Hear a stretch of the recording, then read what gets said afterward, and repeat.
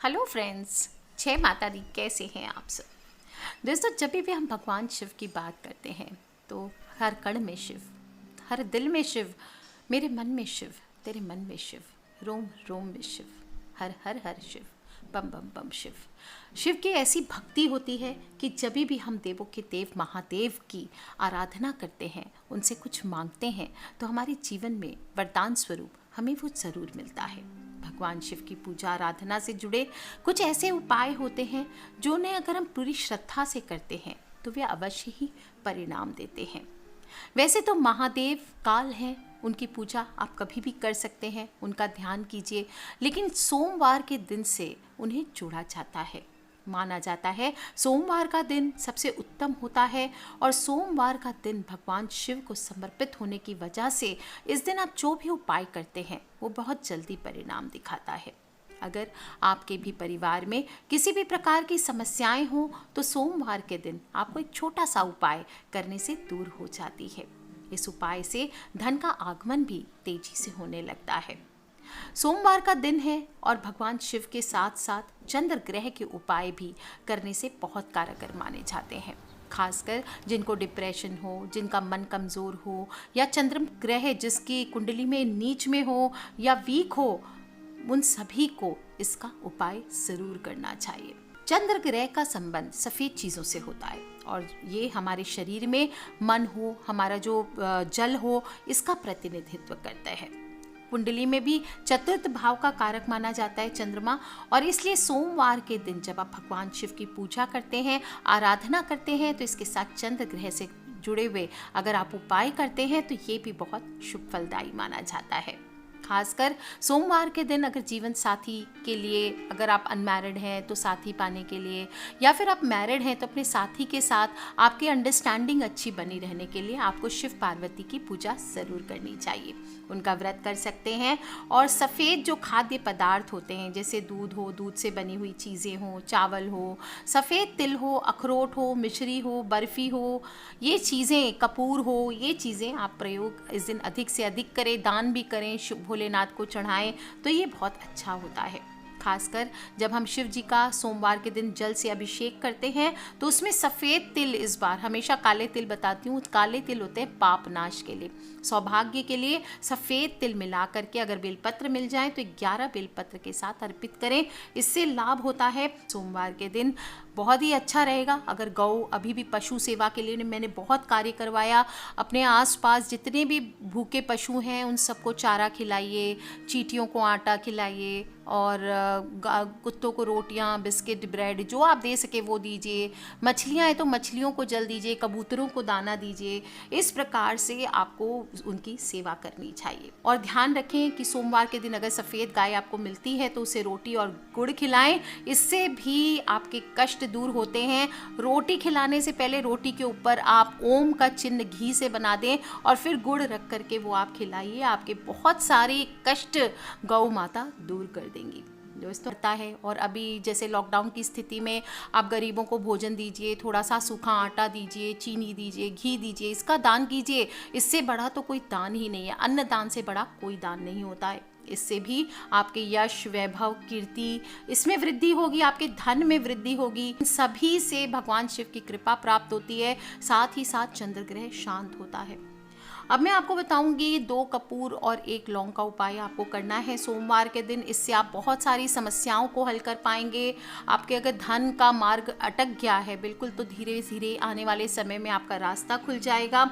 आपको कुछ नहीं, अगर बहुत सारी परेशानियों से घिर गए हैं, डिप्रेशन से नहीं निकल पा रहे हैं, आप ये लौंग और कपूर का उपाय आंख बंद करके कर दीजिए। सोमवार के दिन आपके पास अगर शिवलिंग है तो आप वहाँ शिव जी की फ़ोटो या शिवलिंग के सामने बैठ जाइए।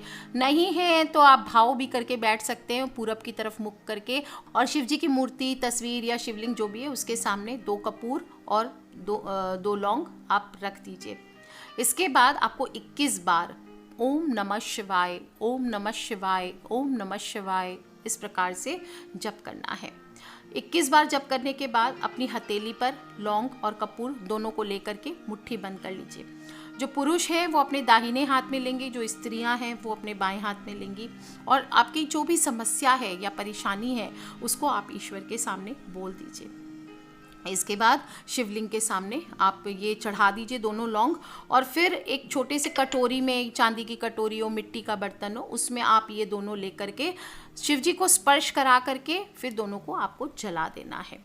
जलाने के बाद आप जलाते वक्त आप ओम नमः शिवाय का जप करिए, या कर्पूर गौरम करुणावतारम संसार सारम भुजगेंद्रहारम, इस तरह से आप उनकी स्तुति कीजिए।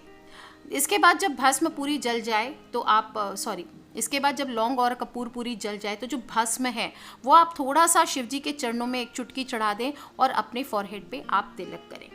आप देखेंगे दोस्तों कि आपके जीवन की बहुत सारा दुर्भाग्य इससे दूर होता है। भस्म को हमेशा त्रिपुंड बना करके पूरे माथे के ऊपर इसे तीनों उंगलियों से खींच के लगा सकते हैं। अगर आपको शर्म नहीं आती है तो आप बिल्कुल वैसे लगाइए, और नहीं तो कम से कम फॉरहेड पे जो आपकी आज्ञा चक्र है बीचों बीच, वहाँ पर आपको तिलक करना चाहिए।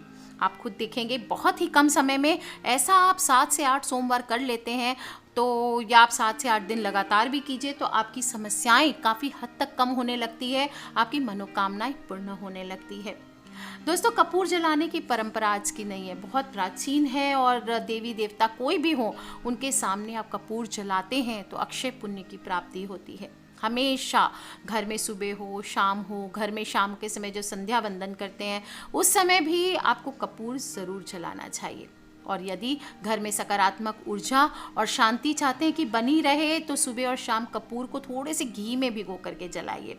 इससे संपूर्ण घर में उसकी खुशबू फैलेगी, और उस कपूर को जलाने के बाद पूरे घर में आपको घुमाना चाहिए।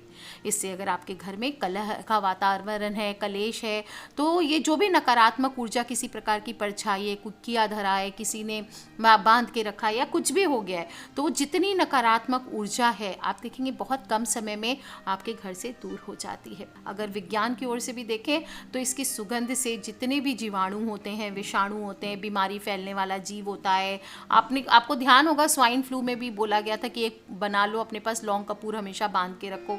तो इस तरह से साइंटिस्ट भी मानते हैं कि ये सभी बीमारी फैलाने वाले जीव को नष्ट करते हैं, वातावरण को शुद्ध करते हैं, किसी भी प्रकार की बीमारी का भय नहीं रहता। तो ये काम आप अपने घर पे ज़रूर करिए। जब हम वास्तु के नज़रिए से देखते हैं, अगर आपका घर में सभी चीज़ें उलट पुलट है, गलत सलत जगह पे गलत चीज़ें बनी हुई है, और आज के युग में जब लोग काफ़ी सारे लोग रेंटेड फ्लैट्स में रहते हैं या ख़रीद लेते हैं मजबूरी में, और कोई उपाय नहीं दिखता सस्ते के चक्कर में, या कभी भी बिना देखे कोई घर का कोना हो, चारों कॉर्नर में 2-2 टिक्की डाल दीजिए, और जब वो टिक्की गल के समाप्त हो जाए तो फिर आप वापस से दूसरी टिक्कियाँ रख सकते हैं। पानी में कपूर का तेल भी नहाने से, डाल करके नहाने से, ये भी बहुत बहुत अच्छा रहता है। अगर आपके पास चमेली का तेल है तो आप चमेली का तेल और उसमें थोड़ा सा कपूर मिक्स कर लीजिए। एक तो ये आपको तरोताज़ा फ्रेश रहेगा, आपके अरोमा थेरेपी, आपके जो नर्व्स हैं वो भी रिलीव करेंगे, और साथ ही साथ जब हम ज्योतिष में देखते हैं तो राहु केतु और शनि, ये तीनों के दोष इस प्रकार से स्नान से, खासकर अगर आप शनिवार को करते हैं तो ये बहुत चमत्कारी होता है। ये आप कीजिए, आपके जीवन की बहुत कठिनाइयाँ दूर होंगी, ग्रह दोष दूर होंगे। जो लोग भी चाहते हैं कि हम बहुत रिच हो जाएं, लेकिन फिर भी आपको अगर आदत है कि आप रात में किचन गंदा छोड़ के सो जाते हैं, तो ये आदत को आप बदल लीजिए। रात के समय हमेशा रसोई को समेटें, और उसके बाद चांदी की कटोरी या कोई स्टील की कटोरी या कोई मिट्टी की कटोरी में आप लौंग और 2 कपूर जलाया करें। अगर ये काम आप रोज़ करने लगेंगे तो धन धान्य से आपका घर ज़रूर भरेगा, कभी भी आपके घर में धन की कमी नहीं होगी। और घर को शुद्ध और स्वच्छ बनाए रखने के लिए कम से कम महीने में 2 बार आपको घर में अजवाइन और कपूर, क्या मिलाएंगे, अजवाइन और कपूर, ये 2 चीज़ें मिला करके आप जला लीजिए। आप देखिए आपके घर में ऐसी बरकत होगी, भगवान भोलेनाथ की कृपा आपके घर पर सदा बनी रहेगी। पति पत्नी के झगड़े, खासकर जो लॉकडाउन की स्थिति है इसमें और बढ़ते चले जा रहे हैं, काफ़ी घरों में धीरे धीरे चिड़चिड़ाने लगे हैं लोग एक दूसरे से। तो ऐसे में प्यार बनाए रखने के लिए, प्यार बढ़ाए रखने के लिए सबसे पहले तो चुप्पी ज़रूरी है। एक दूसरे के साथ ये प्यार भरा वक्त बिताइए, ज़्यादा से ज़्यादा अपने पति के साथ, अपनी पत्नी के साथ समय स्पेंड कीजिए। और अपने पति के तकिए में पत्नियाँ ये काम कर सकती है, सिंदूर की एक पुड़िया और 2 टिक्की कपूर, ये दोनों आप पति पत्नी एक दूसरे के जो पिलो होता है, तकिया होता है, उसके अंदर डाल दीजिए। और फिर सुबह सिंदूर की पुड़िया घर से बाहर कोई भी ऐसे स्थान पे फेंक दीजिए जहाँ कोई नहीं देखता हो, और जो कपूर है उसको निकाल करके अपने बेडरूम में आपको जला लेना है। दोस्तों ये 2 टिक्की कपूर आपकी ज़िंदगी की बहुत सारी मुश्किलों को आसान करेगी। और अगर ये सिंदूर और जलाने का उपाय नहीं कर सकते तो ऐसे भी आप अपने बेडरूम में 2 टिक्की कॉर्नर्स में रख दीजिए, जैसे मैंने बताया घर में रखिए चारों कॉर्नर में, इसी प्रकार से अपने बेडरूम में रख दीजिए। और जब वो टिक्की गल के ख़त्म हो जाए तो फिर उसको चेंज करके दूसरी टिक्कियाँ रख दें। दोस्तों कई बार क्या होता है कि कपूर जलाने से हम बोलते हैं कुछ नहीं होता है, लेकिन आपको बता दूं इससे पितृ दोष हमारे जीवन में, अगर किसी प्रकार के देवी देवताओं को कभी जाने अनजाने हमने कुछ बोल दिया है या उनकी मन्नतें हमने मांगी हो पूर्ण नहीं की हो, तो वो भी ये जो, या फिर पितृ हैं, पितृ हमारे अशांत हैं, इन सब के दोष भी शमन होते हैं। और आकस्मिक दुर्घटना हो, घटना हो, ये सब का कारण राहु केतु और शनि होता है। इन सभी से बचने के लिए, इस प्रकार के ग्रह दोषों के लिए आपको एक काम करना चाहिए। शनिवार के आप हनुमान जी के सामने बैठ जाएं और हनुमान चालीसा का पाठ कर ले, दीप वगैरह जला के नॉर्मली जैसे आप करते हैं। इसके बाद लास्ट में आपको कपूर जलाना है। 2 कपूर ले लीजिए और 2 लौंग ले लीजिए, उसके ऊपर 2 लौंग रख लीजिए, थोड़ा सा 1 बूंद घी डाल दीजिए और इसके बाद इससे आप आरती कीजिए हनुमान जी की। दोस्तों बहुत आप देखेंगे आपके सभी प्रकार के ग्रह दोष दूर होंगे। और सोने के पहले अगर ये नहीं भी कर सकते तो सोने के पहले आज की रात कम से कम आप अपने कमरे में, जो आपका सोने का कमरा है, वहाँ पर कपूर जलाएं। अब एक चीज़ आपको बताती हूँ, आपको चेक करना है कि आपके घर पर नकारात्मक ऊर्जा है या नहीं, या है तो कितनी है।